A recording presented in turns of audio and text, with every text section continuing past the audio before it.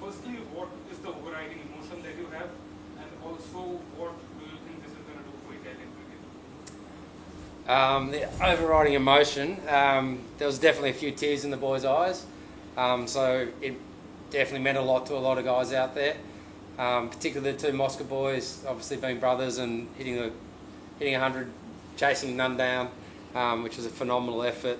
It was a phenomenal effort in the field too. It was pretty interesting that game one, nothing went our way, and then today sort of everything went our way. But I think it was a reflection on how brave we were this game, as opposed to our first hit out in the World Cup, which was probably a little bit tentative. What does it mean to Italian cricket? I think it just puts us on. This will be front page news in a lot of countries and a lot of publications in Italy, I'd imagine. I'm hoping, and for us to get that sort of exposure and maybe knock off the Winter Olympics off the back page of the sport would be unbelievable for cricket in the country and just bring some attention to us. And we also love the David Begonia story. Prior to this game, not many had given Italy a chance because, of course, Nepal had done incredibly well against England, and also they had come here with thousands of fans. So, in terms of fans, also you were outnumbered. Do you think that people not giving Italy a chance and being outnumbered in terms of fans as well, did that sort of galvanize the Italian team as well? Well, it was mentioned that there would be a lot of noise there. But how good for the boys to play in front of that many people and in front of that noise. We've got a lot of experienced players in our team who have played in front of crowds before. So having that experience definitely helped the guys who probably haven't experienced it.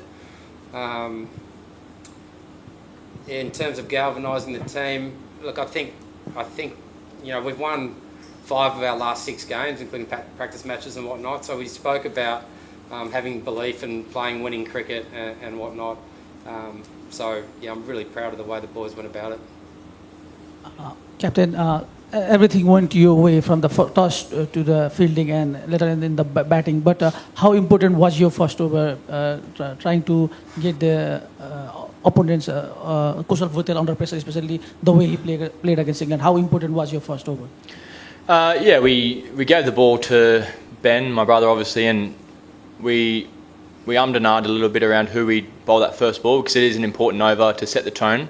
When you win the toss and you bowl first, you want to try and start the game in an attacking way, and we thought the way the wicket looked, there might be a little bit of spin and hold, so we tried to bowl as much spin in that power play up front as we could, and then that sort of set the tone. We started well.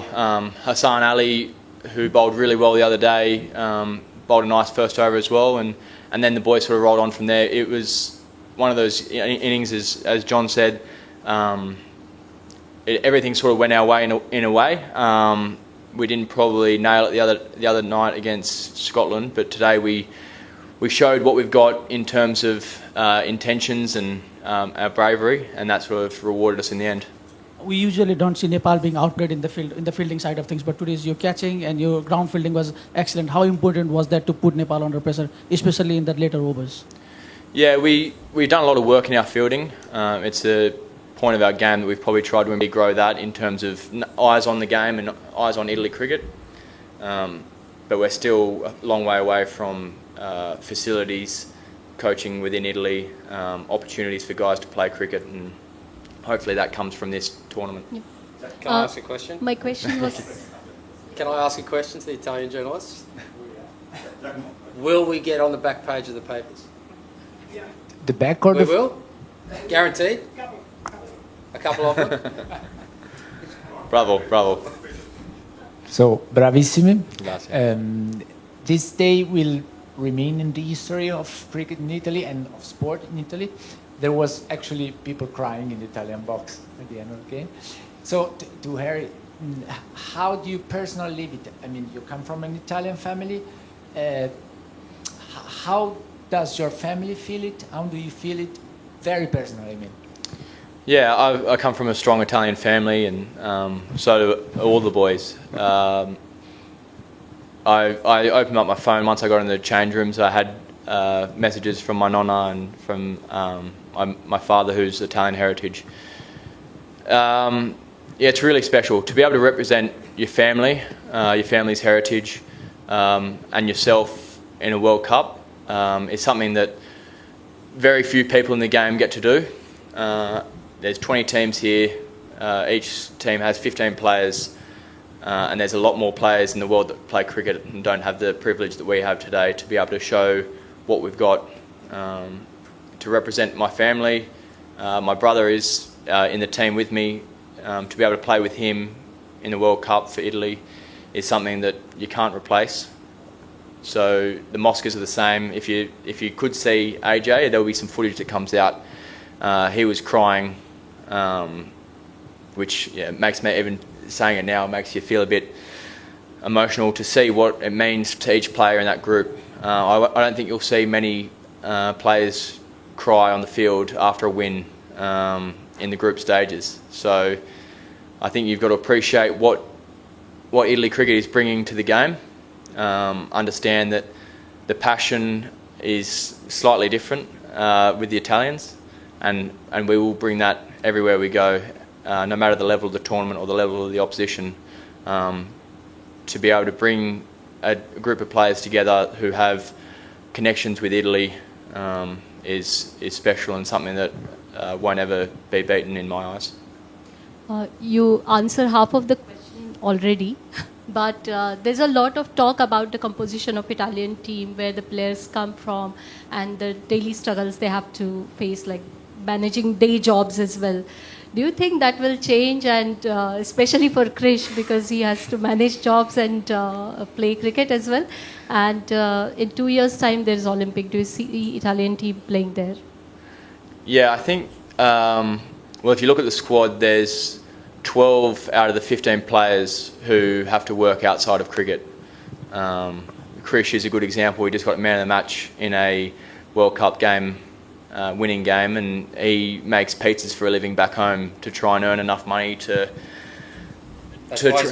train. Yeah, he spins the pizzas, so that's why he can spin both ways. But yeah, I mean, hopefully in a few years' time, if not sooner, the game grows big enough in Italy that we can play, and that's on us as a playing group currently, to create those opportunities by winning games and showing the world what we can do. And then it's on other people and the Federation and the ICC and other teams to be willing to play us. At the moment we're ranked 27th in the world. Hopefully that's changed today. But we're ranked 27th in the world in a competition of 20 teams. So if you do the maths, we're outsiders every time we play. No matter who we play against, whether it's Nepal or Scotland or England or West Indies. We'll always be the outsiders, which we thrive on and we love. But we're not wanting to stay there at 27th. We're wanting to climb up, and by doing that we need to play games. We want other teams to host us, and we build facilities that host them back, and that's our goal as a team. That'll provide opportunities for kids who are currently in Italy learning the game at a school level to see us playing in Rome or Milan or Bologna, wherever it might be, to see what the pathway is, and to see Harry Manenti or Anthony Mosca or Krishan, whoever it might be, to be playing a World Cup. And if that's a goal for them, then we've created a pathway for them to follow. Yeah, you brothers and also the Mosca brothers, is it right in saying there is an Australian connection to the Italian setup with the support staff and also some of the players originating from Australia? And how satisfying is it to beat Nepal, which has a couple of Australians in their coaching staff? Yeah, obviously the two sets of brothers are both from Australia. Our grandparents migrated to Australia in the 50s and 60s. So, we've got strong connections with Italy in Australia. There's about 1 million people in Australia with Italian heritage. There's Thomas Drucker as well, is from Australia, and Grant Stewart, who now plays cricket in England. And the same thing with South Africa. There's a connection there. People in Italy moved to South Africa and Australia. I think it brings us together. The fact that we got two sets of brothers brings the group together. I think John will be the first one to say that those four are probably the loudest and probably the most trouble from a staff point of view. But I hope that we also bring the group together.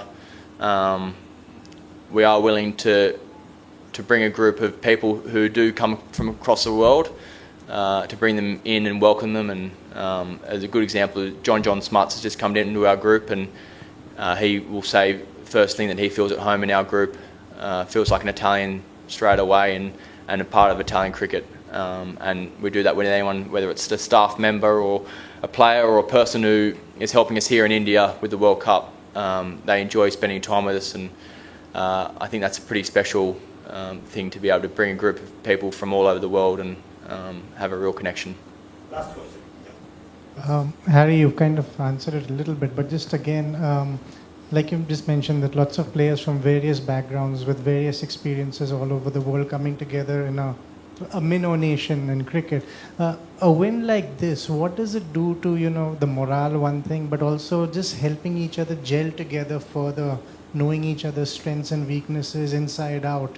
Especially like you said, JJ I think he played his debut in January last month, in fact. So just how do you guys gel together, especially after a win like this? Yeah, it's not easy. I think it's a job for the playing group to buy in and the coaches to support. We've managed to play a little bit of cricket in the last few weeks and win a lot of those games. As Davo said, we've won 5 out of 6 games now in the last month, and all teams who rank between 12th and 17th. So we're moving step by step, and we're heading in the right direction. To bring a group together is not easy, and it takes a really strong staff with strong beliefs in the playing group. We're really lucky that we have that, and a federation that support that. And the same thing goes with the playing group. Everyone's willing to buy into the culture and the team.